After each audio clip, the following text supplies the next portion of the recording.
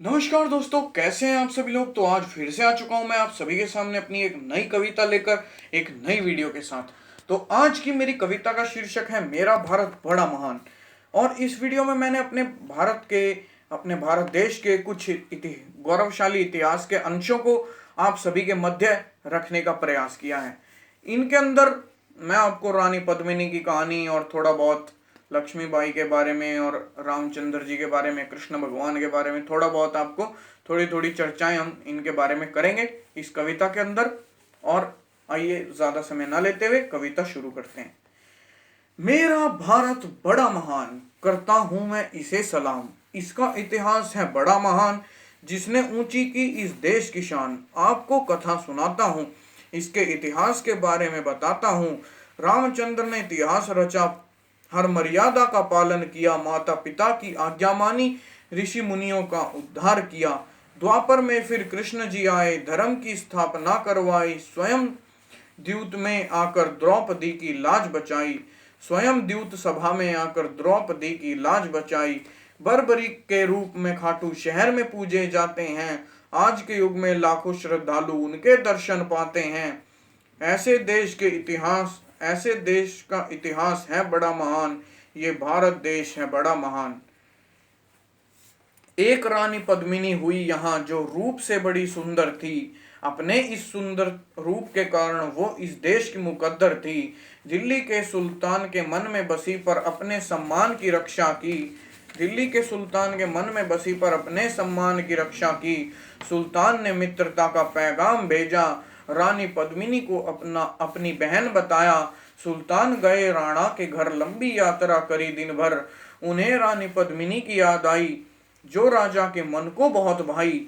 राजा ने पद्मिनी का दीदार किया, उसकी सुंदरता को मन ही मन स्वीकार किया। फिर सुल्तान ने जाने की आज्ञा ली, उसने दिल्ली जाने की तैयारी की।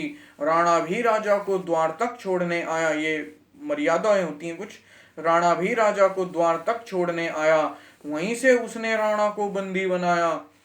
ये जो सुल्तान थे दिल्ली के, ये राणा को बंदी बना कर ले गए थे। और फिर एक महान युद्ध जो है चित्तौड़ के किले पे छिड़ गया था।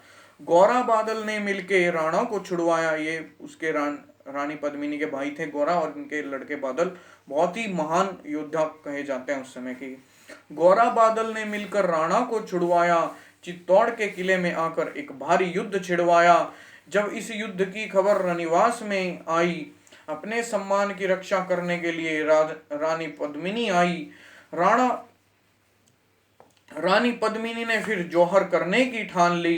तभी उसकी बात सुनकर उसकी सहेलियां भी आ गई। उन्होंने भी मिलकर रानी के साथ जौहर किया। इस तरह पद्मिनी ने दी अपनी कुर्बानी। जौहर से उन्होंने अपने सम्मान की रक्षा की। इस तरह रानी पद्मिनी ने अपनी कुर्बानी दी। जौहर करके रानी ने अपने सम्मान की रक्षा की। इस तरह रानी पद्मिनी बन गई महान। हमारे भारत देश का इतिहास है बड़ा महान। इस देश में हुए महाराज पृथ्वीराज चौहान। हमारे देश का इतिहास है बड़ा महान। चाहे 1857 की क्रांति या स्वतंत्र हिंदुस्तान, हमारे भारत देश का इतिहास रहा बड़ा महान। तो ये थी मेरी आज की कविता, जिसमें मैंने आपको भारत के इतिहास के बारे में कुछ अंश आपको अच्छे अच्छे इसमें से निकाल के मैंने अपनी कविता में शामिल किया, जिसमें कि रामचंद्र के बारे में, कृष्ण भगवान के बारे में और पद्मिनी के बारे में मैंने आपको पद्मिनी की कहानी भी इस कविता के अंदर सुनाई। पसंद आई हो तो वीडियो को लाइक कीजिएगा, इस पर अच्छे कमेंट कीजिएगा, अपने दोस्तों को, रिश्तेदारों को शेयर कीजिएगा और हमारे चैनल पर अपना प्यार ज़रूर बनाए रखिएगा। चैनल पे नए हैं तो सब्सक्राइब ज़रूर कीजिएगा। धन्यवाद।